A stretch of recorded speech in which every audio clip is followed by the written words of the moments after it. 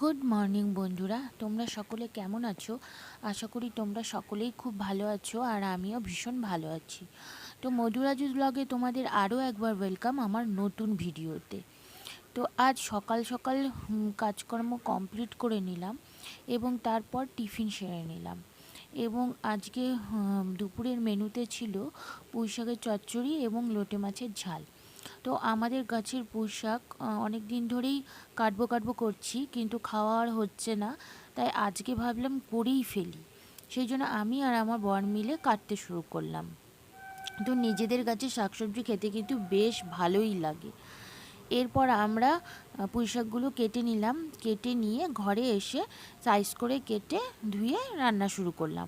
আর এরকম টাইমে বাইরে ভীষণ জোরে বৃষ্টি হচ্ছিল।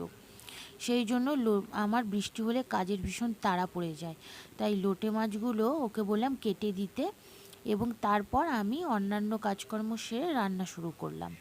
আর কয়েকদিন ধরে যা গরম পড়েছে, সেই জন্য বৃষ্টি হয়ে ভালোই হয়েছে, তাতে গরম কিছুটা কমবে।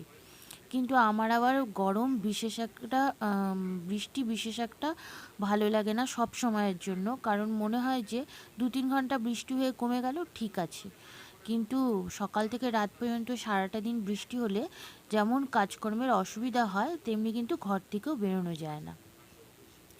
এবার আমি একদিকে ভাত বসিয়ে দিলাম এবং একদিকে পুঁইশাক করে নিলাম। পুঁইশাক করে নিয়ে তারপর আমি ওই পাশে লোটে মাছের ঝালটা করে নিলাম। তো লোটে মাছের ঝাল তো সবসময়ের জন্যই ভালো লাগে। আমি এটাতে বিশেষ একটা ঝোল দিই না, মাখা মাখা করে অল্প ঝোলা ঝোলা করেই রান্না করি। তাই খেতে কিন্তু বেশ ভালো লাগে, আর দুটো পদই ভালো হয়েছিল। বৃষ্টির দিনে এর থেকে বেশি পদ আমি আর করিনি, কারণ আমরা জানি যে দুটো পদ দিয়েই আমাদের ভালো মতন খাওয়া হয়ে যাবে। তো খেতে তো ভীষণ ভালো হয়েছে, দেখতে কেমন হয়েছে তা তোমরা কমেন্টে অবশ্যই জানিও। এরপর আমরা দুপুরের খাওয়াটা কমপ্লিট করে নিলাম এবং তারপর খেয়ে রেস্ট নিয়ে বিকেলে বাইরে বেরিয়ে দেখি একদম অন্ধকার আকাশ। এখন বাজে বিকেল 5টা, কিন্তু দেখে মনেই হচ্ছে না যে বিকেল হয়েছে, মনে হচ্ছে যে এখনই মনে হয় সন্ধ্যা লাগবে।